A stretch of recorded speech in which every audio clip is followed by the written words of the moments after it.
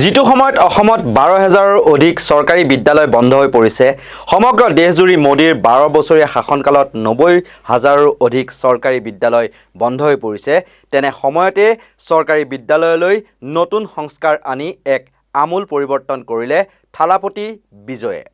যি সংস্কাৰ বা পৰিৱৰ্তনে বিজেপিৰ নেতা মন্ত্ৰী আৰু তেওঁলোকৰ সন্তানসকলৰ মুখত ক'লা ছাই সানিছে। যিটো সময়ত অসমৰ মুখ্যমন্ত্ৰী হিমন্ত বিশ্ব শৰ্মাৰ পত্নী ৰিণিকী ভূঞা শৰ্মাই ব্যক্তিগত খণ্ডৰ বিদ্যালয় খুলি তাৰ শ্ৰীবৃদ্ধি কৰাত উঠি পৰি লাগিছে, তেনে সময়তে তামিলনাডুত চৰকাৰত যিমানবোৰ নেতা থাকিব বা যিমানবোৰ বিধায়ক বা মন্ত্ৰী হ'ব, তেওঁলোকৰ সন্তানসকলে চৰকাৰী স্কুলত পঢ়িব লাগিব বুলি এক নিয়ম অনা হৈছিল। আৰু এই ঘোষণাৰ পিছতে তেওঁৰে দলৰ এজন নেতাই নিজৰ সন্তানক চৰকাৰী স্কুলত নামভৰ্তি কৰাই তাতেই পঢ়োৱা আৰম্ভ কৰি দিলে। কেৱল সিমানেই নহয়, যি সময়ত বিজেপিৰ শাসনত জাত-পাতৰ বিচাৰ বৃদ্ধি পাইছে, সাম্প্ৰদায়িক বৈষম্য বৃদ্ধি পাইছে, তেনে সময়তে ছাত্ৰ-ছাত্ৰীৰ পৰিচয় পত্ৰত জাতি লিখা নাথাকে বুলি ঘোষণা কৰিলে থালাপতি বিজয়ে। তেওঁ এইটোও কৈছে যে কোনো ল'ৰা-ছোৱালীৰে পৰিচয় পত্ৰ অৰ্থাৎ ID কাৰ্ডত তেওঁলোকৰ জাতি লিখা নাথাকিব, যাৰ ফলত সমতা বাঢ়িব আৰু বৈষম্য হ্ৰাস পাব। ইয়াৰ উপৰিও অলপতে তেওঁ ইছৰোৰ বিজ্ঞানী ডক্টৰ মেলস্বামী আন্নাদুৰাইক এডুকেশ্যন কাৰিকুলাম ডিজাইন কমিটিৰ অধ্যক্ষ হিচাপে মনোনীত কৰিছে।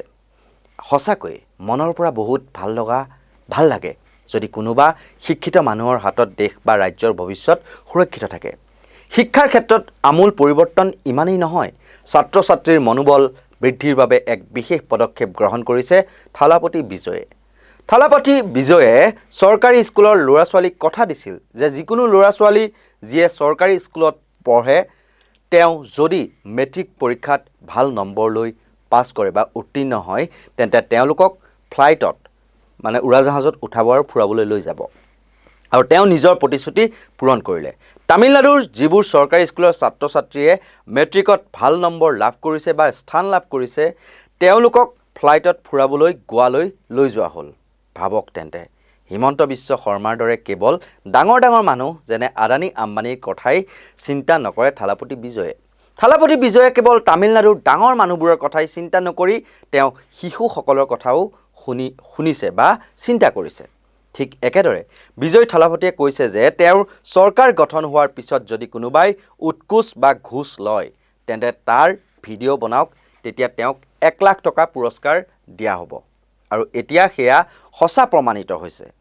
এতিয়া সীমান্ত পাৰ হওঁতে আগতে যি চিণ্ডিকেট ৰাজৰ ধন সংগ্ৰহ কৰা হৈছিল বা বেছি অত্যাধিক ধন বুণ্ডাকৰ লোৱা হৈছিল, সেয়া সম্পূৰ্ণৰূপে এতিয়া বন্ধ হৈ পৰিছে।